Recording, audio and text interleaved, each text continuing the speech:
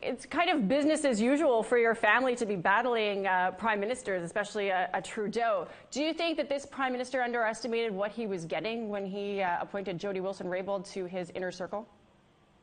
I don't think there's any question about the fact that he seems to have kind of a chauvinistic attitude towards women, even though he set the example of bringing in half of his cabinet. Clearly, what has happened to Jody now reinforced and supported by what has happened to Ms. Philpott indicates, some kind of disconnect. And whether it's the Prime Minister personally or the aides around him, I did watch Mr. Butt today and got a little tired of him and tired of Warnick, and it's obvious to me that instead of taking the high road and apologizing because they made a mistake, they've taken the low road for muck and mire, and they're trying to discredit Jody. They will have a hard time doing that, and they'll certainly have a hard time discrediting Jane Philpott. It seems to me that he is the captain of the Titanic, and he has a bunch of psychopathic cabinet ministers scrambling around him. And hasn't learned the warning yet that the ship is headed for an iceberg.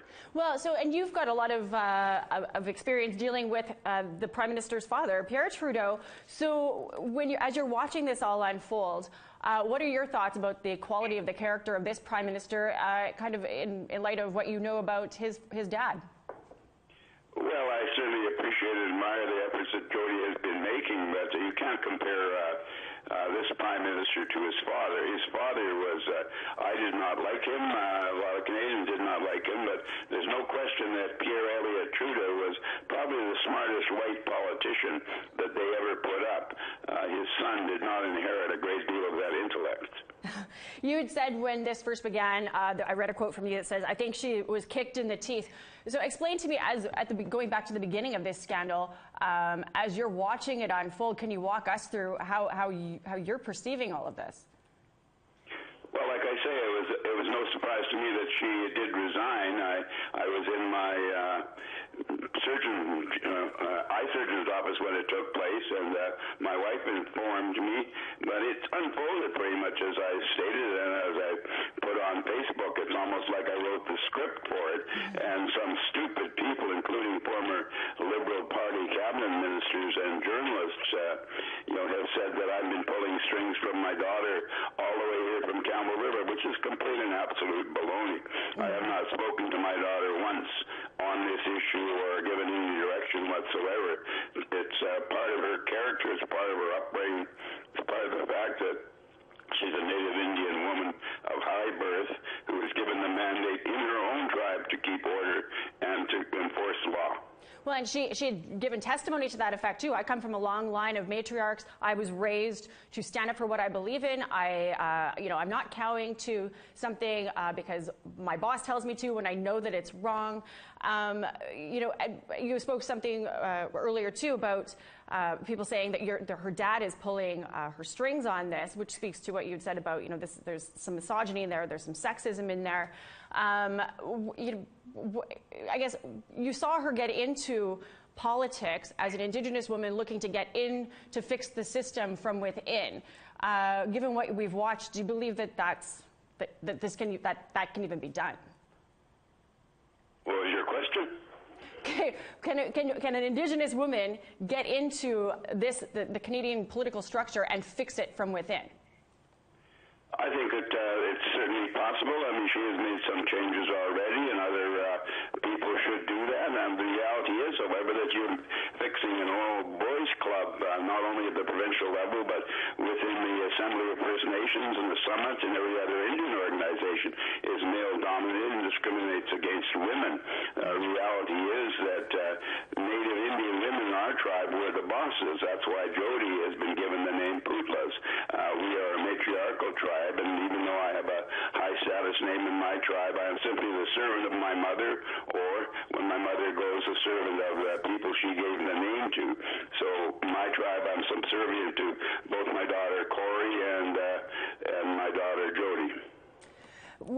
As this is all shaken down, do you think that this is having or will have an effect on Canada's relationship with Indigenous people?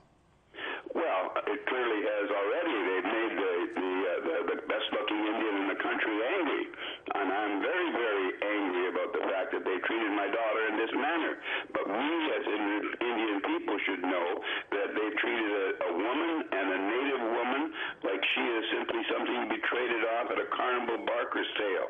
It is disgusting what they did with her. They kicked her in the teeth. They moved her down, and now they've got people lying on behalf of the Prime Minister about what really happened. I put up a post today, and I said, Humpty Dumpty can't be put back together again by all the king's men. And it's clear that if he puts up people like Budd and other people to tell lies to the Canadian public, we are in serious trouble. But the reality is that we are also in serious trouble with our own politics. It turns out that our national chief, Perry Bellegarde, considered this whole situation to be a simple distraction and dismissed Jody as something that should not be considered. That is shameful. Of all the people who should resign, he should resign, and the Métis leader from Manitoba, where he's from, should resign by not supporting Jody and not supporting Aboriginal people in this fight. There's a real issue here in regard to the relationship between ourselves and the government of Canada, and we have seen it clear. This Trudeau, who's clearly not as smart as his father, is just as silly and racist when it comes to Aboriginal people and women as his father was. You were talking about Perry Bellegarde and his response to this as calling this a distraction. What should Perry Bellegarde's response been to this? He should have said to Trudeau, and if I was the national chief, which I wanted to be at one time, I don't care how much core funding you give me, this lady has stood up for our rights, the rule of law, Aboriginal people and women, and you are doing wrong, and you can cut my core funding off if you want to. But I don't know many Indians on the honorary and expense circuit that have the guts to do that. Well, it seems like it's the gut check is not the problem within the Wilson family. That is absolutely for sure. What do you want to see come of this? Where do we go now? Where do I want to see Canada? Where should we go now? What do you want to see come of this scandal? Well, I would certainly hope I had recommended to Trudeau that he take the high road and admit that something was done wrong and apologize and be contrite. But obviously he sent out his watchdogs to try to bite Jody's leg off and criticize and personalize this as if, poor little Jody didn't know what she was doing. She couldn't take the pressure. Well, he picked on the wrong woman, and he picked on the wrong family, and it seems that he has picked on Canadians in a bad mood about something that I consider to be, if not completely illegal,